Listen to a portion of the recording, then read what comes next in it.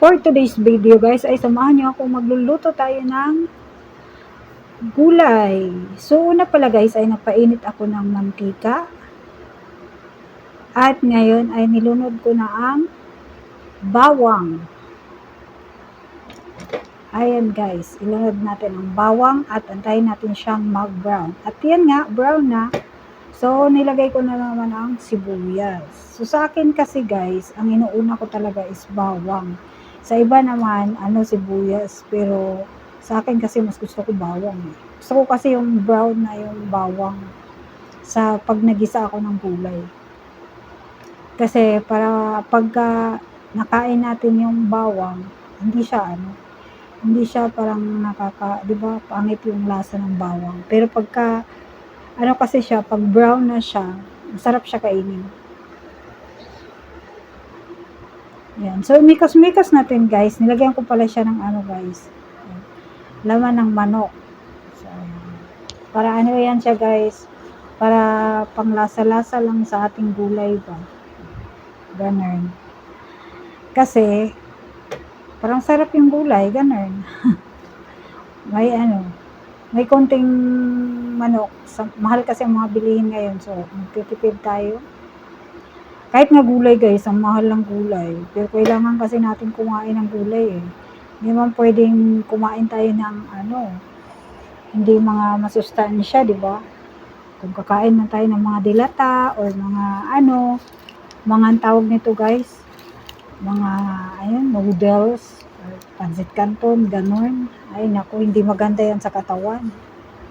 Di ba? Tsaka magastos din. At least pag gulay guys, ako naman guys, pag nagluto ako ng gulay, dinadamihan ko yun kasi para tipid din sa kuryente, di ba?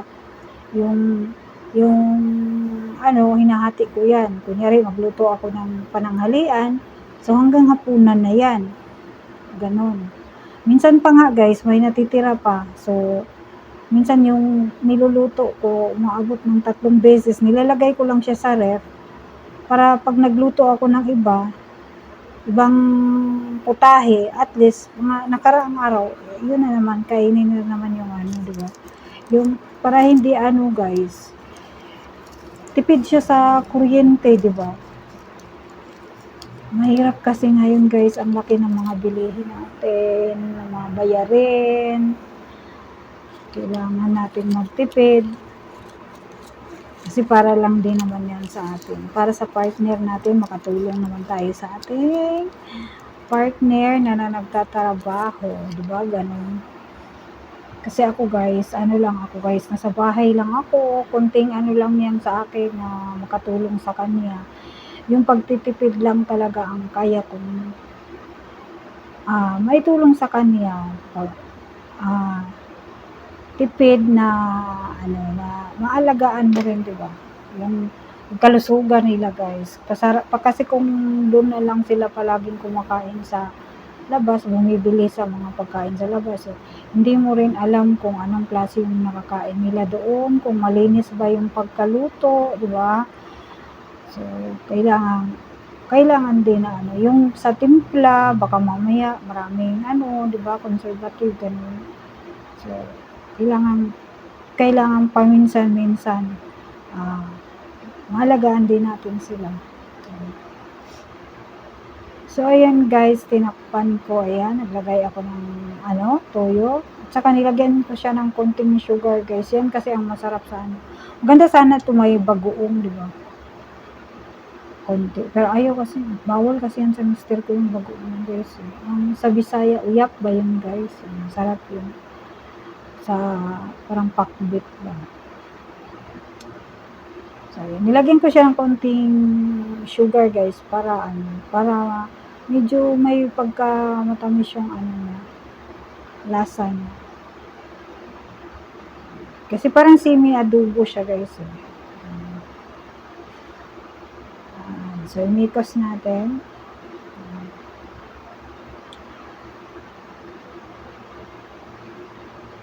Ayan, umuuga-uga pa yung Mabuti na lang guys, yung ginagawa ko ngayon, andyan yung mister ko, kaya may taga-video. Ayan, naglagay ako ng konting guys, mainit na tubig para para ano, para pangpalambot lang sa gulay guys. Ayan. Diskarte lang. Tatlo kaming kakain guys, pero ano, ano to, mga ano pa yan, mga, pero itong luto kong to, siguro mga 2 lutuan. Minsan naman guys, pag tingin ko sobrang marami, binibigyan ko din naman yung biyanan ko ng gulay. Kasi ano mag-isa lang naman siyang kumakain ng gulay dahil yung kapatid ni Evan, parang hindi yata siya masyadong kumakain ng gulay. Ay, ewan ko, sabi ng biyanan ko, hindi daw masyadong kumakain ng gulay, kaya binibigyan lang niya ng pera para ano.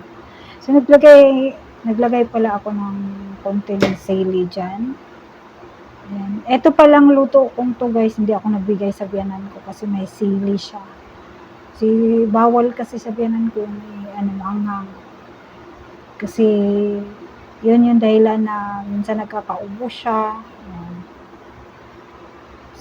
Pinagbabawalan siya sa doktor ng maanghang. So, ayun. Sa akin naman, naglagay ako ng maanghang kasi pang pagana sa kain. So, ayan. So, takpan natin ulit. At pagka ilang minuto ay atin na naman siyang mekos. So, hayaan muna natin siya guys. So, ayan, minikos ko, then takpan ulit. Ganun lang para yung lambot ng gulay guys is pantay-pantay siya.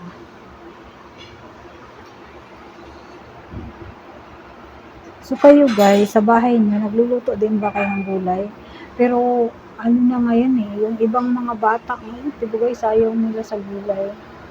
Siguro dahil nakasanayan na rin nila ng na yung mga niluluto ng mga magulang nila, mga tosino, hotdog, ganun din nila sinasanay sa gulay. Kasi yung mga, halos kasi yung mga parents din ngayon, busy din kasi sila sa trabaho, kaya yun yung naluluto nila dahil mas mabilis siya kasi lutuin. Tapos, di na nila kailangang itutuin yung anak nila kasi gusto yan ng mga bata yung mga ganyan kaso lang guys, wala talagang sustansya yun. Tapos pagka lumaki na sila, ayan, hindi na sila kumakain ng gulay kasi nasanay na silang gawin yung ulam nila Tapos yun, yung hindi siya maganda sa katawan, kaya yung mga tao ngayon mabilis lang din yung mga buhay, no? Kasi maraming sakit na nakukuha dahil sa mga pagkain din yan, mga binibili sa labas, ganun. Natin kung malambot na siya. Sa akin kasi guys, yung gusto ko sa kalabasa is gusto ko talaga sa kanya yung malambot talaga. Sa sitaw naman, ayoko yung masyadong malambot sa sitaw. Yung kalabasa kasi, lalo na pagka maganda talaga yung ng kalabasa. Sarap talaga yun siya. Pagka sobrang lambot niya. Ayan, takpan natin ulit.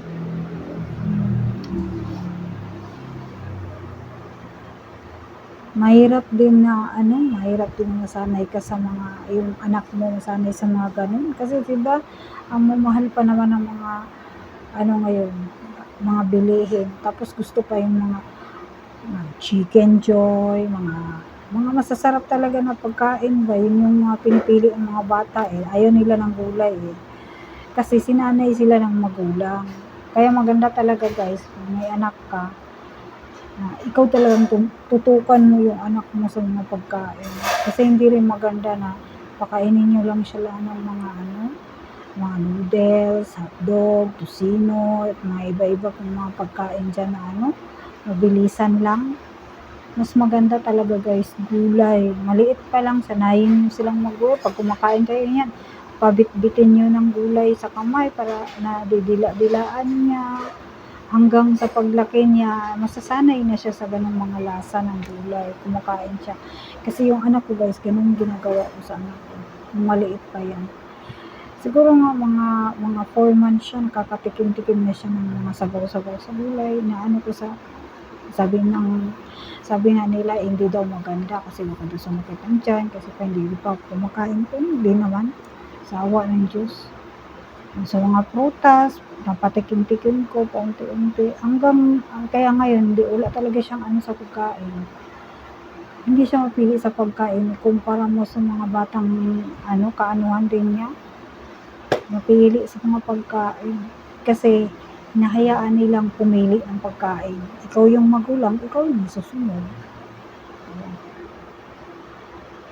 So, ayan. Luto na. Thank you for watching.